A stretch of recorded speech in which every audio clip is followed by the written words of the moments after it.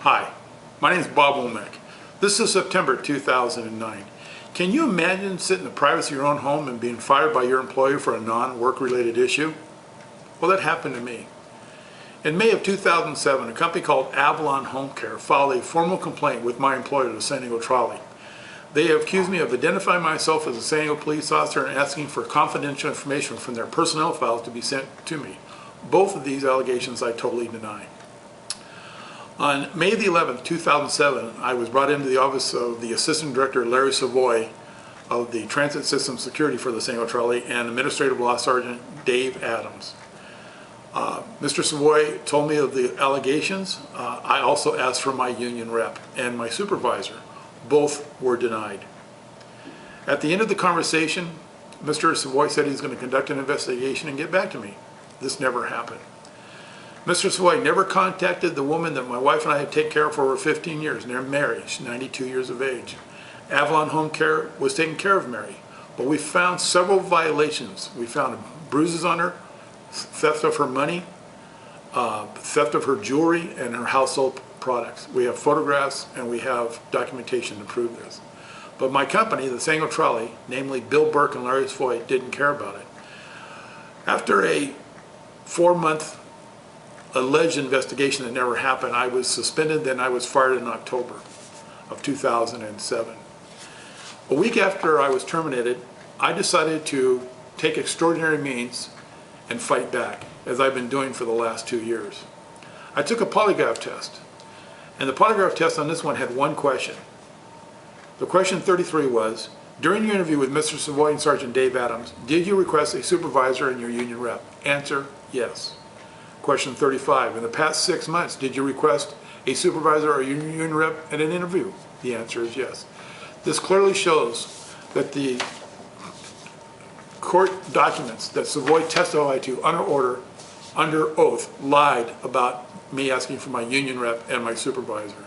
Now, Mr. Savoy does admit that I asked for my supervisor, but he clearly denies that I asked for my union rep. This polygraph test taken in October 2007 clearly shows that Mr. Savoy committed perjury. And because I asked for my union rep and it was denied, under Weingarten, upheld by the United States Supreme Court in 1975, it also shows that my union rights were violated when I asked for my union rep and it was denied. Again, the polygraph test proves that I asked for my union rep and also proves that it's a felony that Mr. Savoy committed. In May of 2007, I filed a 3-page complaint against Mr. Burke for several allegations. Too long to go into over this video.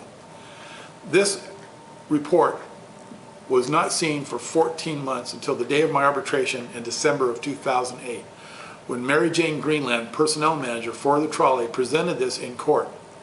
For 14 months, this was never investigated. Nothing. Nobody asked any questions about it, and it was simply put aside. And she testified that it was an oversight. Well, the definition of oversight is watchful. And what we did, we watched it go to the bottom drawer of her desk. She didn't care. What she did is that she sanitized Burke's personnel file because of their personal relationship. So when you file a complaint, the state of California says that you must investigate it even if the employee doesn't want you to. This is a violation not only of California labor law, but it's a violation of company policy as well. In June of 2009, I took another polygraph test after the arbitration. The reason for this is because of all the allegations that were filed against me, against Bill Burke, Larry Savoy, and MJ Greenland. It should be noted that even their attorney, Rod Betts, lied during the arbitration. He said that the incident happened on duty and that confidential information was sent to me by Avalon Home Care.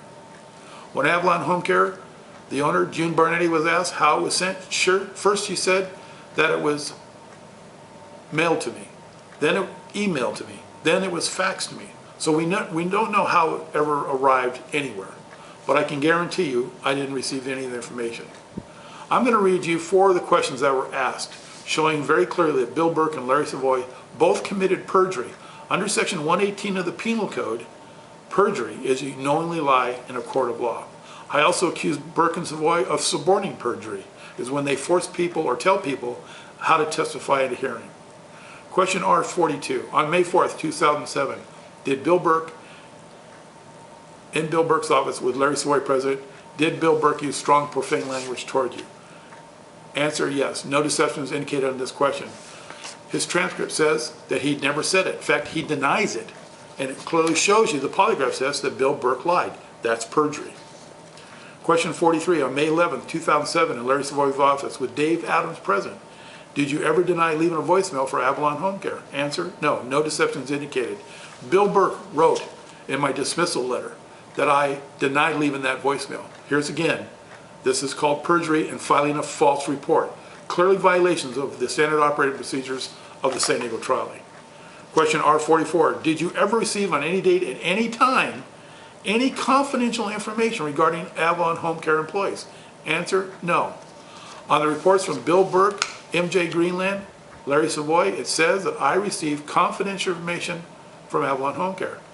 No. Answer, no. No deceptions indicated. Again, false accusations, no proof, but I'm fired for it. I'm accused of receiving it, proves I didn't receive it, but I'm still terminated for it. This makes no sense. This is called corruption. Question R45. On April 23rd, 2007, in the privacy of your home, did you receive a phone call from Avalon Home Care? Answer, yes. No deceptions. Avalon Home Care files a complaint, says I called them. In fact, June Barnetti testifies, I called her 5 times and harassed her. I have my phone records. My phone records indicate no phone calls to Avalon Home Care. 2 years of research. 2 years of research of showing the corruption of Avalon Home Care and the San Diego Trolley. When you write a report or you testify at any hearing, which is called a tribunal, and you write false and you testify falsely, and these are the reports and the transcripts, that shows you committed a crime. That's called perjury. Once again, the Weingarten, upheld by the United States Supreme Court, clearly shows that Larry Savoy and Dave Adams, the administrative sergeant, lied at the arbitration. Clearly shows it. But they're still employed.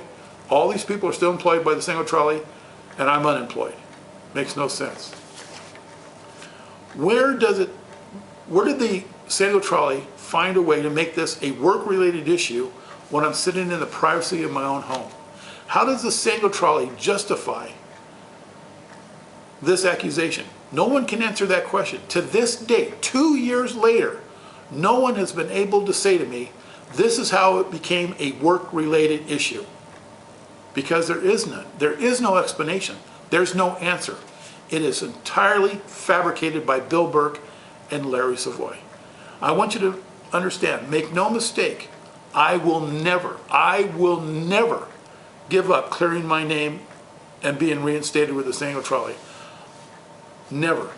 These people have lied. This is a conspiracy.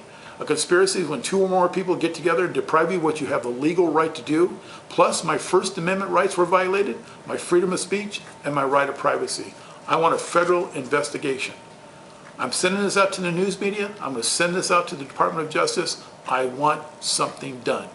There's too much corruption, especially when it comes to our accounts. Our accounts are totally wrong.